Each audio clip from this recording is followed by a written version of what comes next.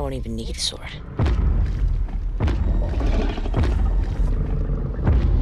I'm gonna need a sword.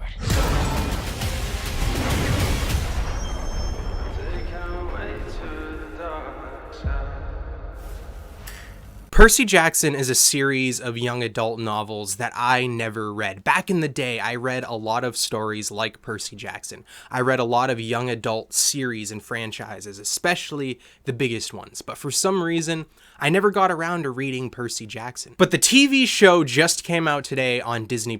They released their first 2 episodes, and I just watched them, and I want to discuss it with you guys. This is going to be a spoiler-free review, a spoiler-free discussion. I'm not going to get in depth with the story here. I'm just going to get into my basic thoughts, and I want to know what yours are as well, especially if you're a fan of the source material. Please don't spoil anything for me about the story, especially what happens in the future of the franchise. But based on these first 2 episodes, let me know in the comments if you're liking this show so far or not. Typically, I wouldn't have cared that much about the release of a TV show like Percy Jackson, but it released at the perfect time for me personally, because I found myself recently really wanting a family-esque, light-hearted, family adventure type thing to watch, to consume. Sometimes I just need a break from all this super serious, super dramatic, and horror stuff that I consume 99% of the time that I'm watching something. And I can say that these first 2 episodes of Percy Jackson scratch that itch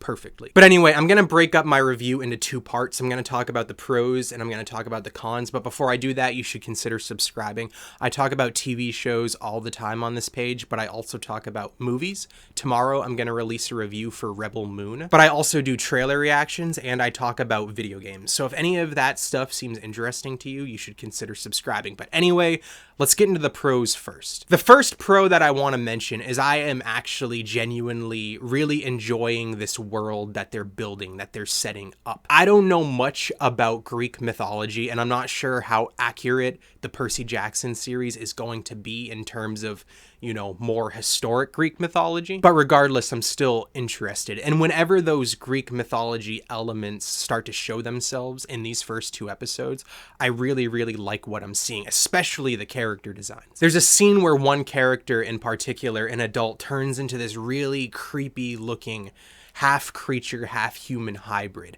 And I loved the art design of that. Near the end of the first episode too, there's also a sequence with a minotaur, and I really, really liked the design of it. And once more characters in the Greek mythos start to pop up in this franchise, I'm interested, I'm engaged, I'm really curious to see where they go and how they are, you know, involved in the plot. The direction in these first 2 episodes is very simplistic. I'm not going to say that it's bad, it's just very simplistic, it's very run-of-the-mill. It's doing its job well. But the direction really, really shines through for me in the action sequences. These first 2 episodes aren't super action heavy, which I really appreciate. But when those action sequences hit, regardless if they're super huge and vital to the story or if they're just smaller moments with just a couple characters, they hit. The direction really starts to shine in those action moments, and I actually find myself invested emotionally in those action sequences, which is honestly more than I can say for a lot of Disney Plus original stuff lately. And I feel emotionally invested in those action sequences because I actually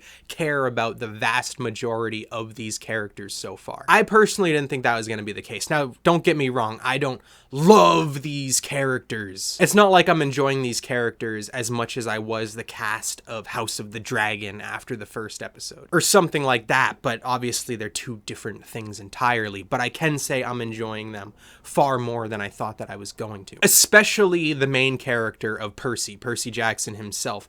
I think he's practically a perfect representation of a young adult protagonist. He has just enough angst, he has just enough emotional distance, but he's not whiny, he's not cringy, and he's likable enough for me to find myself invested in his character. The actor that's portraying him does a really good job. Most of the actors in this show are doing a really good job. Again, it's not the most deep characterization ever, but it's doing what it needs to do, and it's doing it well. And I can say after watching these first 2 episodes, I am genuinely looking forward to the 3rd episode. out next week. But now I'm going to get into some of the cons that I have with the first 2 episodes. And to be honest with you, I don't have that many cons.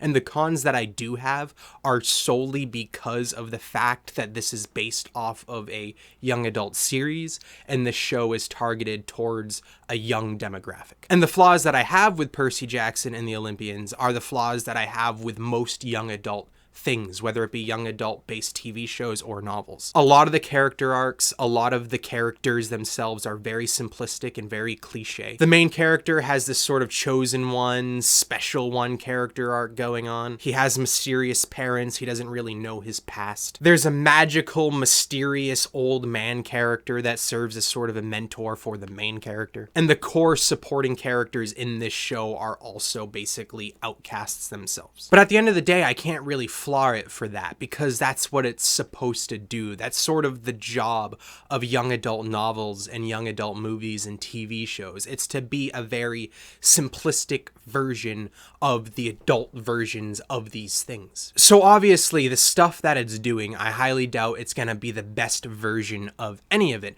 But what I can say, and what I think is a huge praise for this TV show so far, is I do think the show has the potential of being an S-tier young adult version of that. So yeah, that's my thoughts on the first 2 episodes of Percy Jackson. Based on how this video performs and based on how much I enjoy the 3rd episode, I will review it on this channel. This review I kept spoiler free because I have a feeling more people are going to be looking up reviews for episodes 1 and 2 just because they're curious, because they want to know if they should watch it or not, and I didn't want to spoil it for them. However, next week, if I review episode 3, I know all of those views are going to come from people who are more invested in the TV show, and because of that, if I review episode 3, it'll be more spoiler heavy and spoiler based. But anyway, have you watched the first 2 episodes of Percy Jackson yet? If you have, let me know again what you thought of them in the comments. And once again, consider subscribing. I talk about TV shows, movies, video games. I do trailer reactions, that sort of thing. But yeah, that's it for me. Thank you for watching, especially if you watched this far.